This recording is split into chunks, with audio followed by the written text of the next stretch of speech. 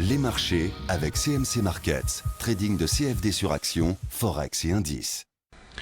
Salut, c'est Trado, voilà la vidéo de mise à jour pour l'indice parisien et pour Genoa qui m'a été demandé plus d'une vingtaine de fois aujourd'hui.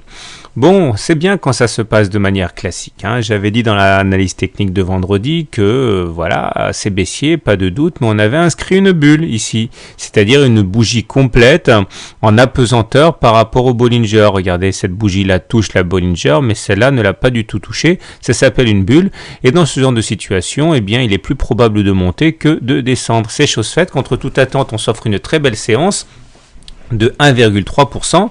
On s'est retrouvé en situation de force en réintégrant les Bollinger.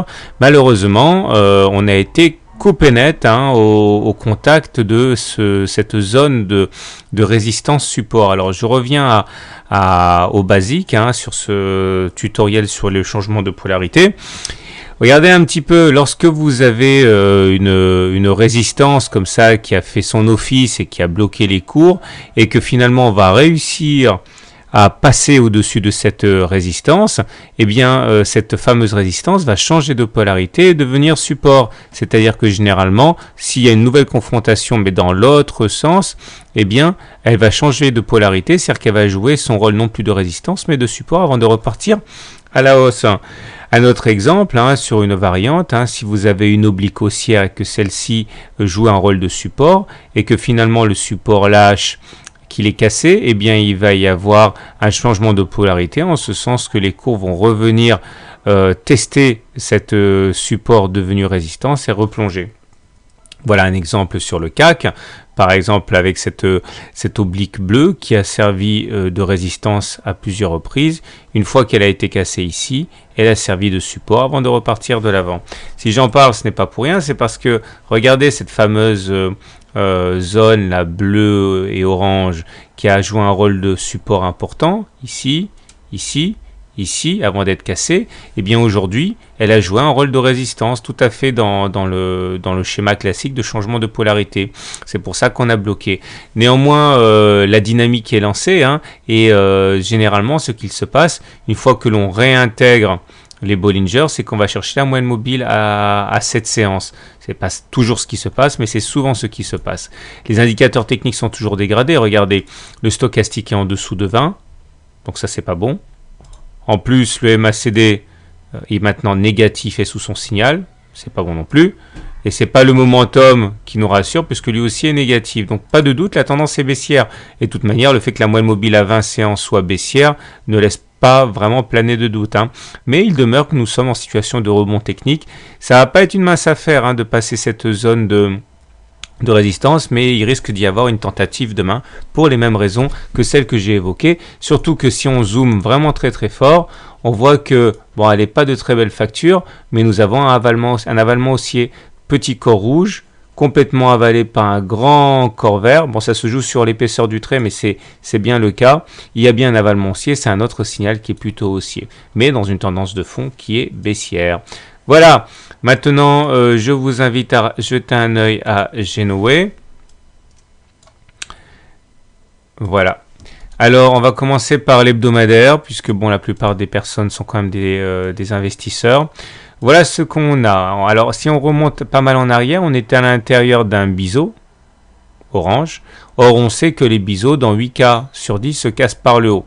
Ça a été chose faite ici, on a cassé le biseau par le haut et l'objectif des biseaux est généralement d'aller chercher, une fois qu'il a été cassé, le point le plus haut du biseau, en l'occurrence ici 4 €. Malheureusement, ça ne se fera pas sans coup férir, puisque là, on a buté contre cette résistance ici, là, à 3,2 €. Et c'est sur ces niveaux-là qu'on a buté la semaine dernière. Heureusement, on peut également compter sur les Fibonacci. Je vous rappelle comment ça fonctionne. Vous prenez toute une jambe de hausse comme ça, et vous allez remarquer que chacun des étages, 23,6, 38,2, 50%, ça se fait automatiquement avec les... Regardez, ça se trace automatiquement sur les bonnes plateformes de trading et d'analyse technique. Et donc là, ça fait quand même 2 semaines qu'on a buté sur les 38,2%, donc le deuxième étage. Donc heureusement que c'était là, sinon la correction aurait pu être plus sévère. Pour l'instant, ça tient. Il est vrai que la moyenne mobile à cette semaine aide aussi. Alors là par contre il faut faire gaffe parce que même si pour l'instant ça tient, si on casse ce niveau-là des 2,5, c'est-à-dire les 38,2% de Fibonacci et la moyenne mobile à 7 semaines, les probabilités sont extrêmement élevées pour qu'on aille visiter les étages suivants, à savoir les 50% de Fibonacci à 2,33. Et si jamais ça lâche, on peut tout à fait chercher les 2,11 euros à 61,8% de Fibonacci, etc., etc., étage par étage. Et pourquoi pas envisager d'aller chercher la moyenne mobile à 20 semaines. C'est ce qui se passe généralement lorsque la moyenne mobile à 7 semaines lâche. Voici un exemple, la moyenne mobile à 7 semaines tient, puis lâche, poum, retour sur la moyenne mobile à 20 semaines. Ok, là pareil, la moyenne mobile à 7 semaines tient, mais une fois qu'elle lâche, on va chercher la moyenne mobile à 20 semaines. Donc il faut faire attention, ça c'est l'enjeu. Contrôlez bien en fin de semaine, vendredi, cette moyenne mobile à 7 semaines doit tenir. Maintenant, en journalier, nous sommes en train de dessiner ce qu'on appelle un biseau d'élargissement, c'est-à-dire qu'on est en train de faire des rotations entre ceci et cela. Heureusement aujourd'hui, on a préservé une fois de plus cette partie basse du biseau d'élargissement et de fort belle manière puisqu'il s'agit d'une pénétrante haussière. Chaque bougie correspond à un jour de cotation. Alors un jour de cotation aujourd'hui avec une pénétrante haussière, ça veut dire que le cours a commencé plus bas que la bougie précédente, mais a terminé plus haut que la moitié de la bougie précédente. Ça s'appelle une pénétrante haussière et dans ce genre de situation, eh bien, le lendemain, il y a plus d'une chance sur deux d'avoir une séance de hausse. Donc espérons que ça suffise et si on continue notre évolution, pourquoi pas envisager un nouveau contact contre l'oblique orange là.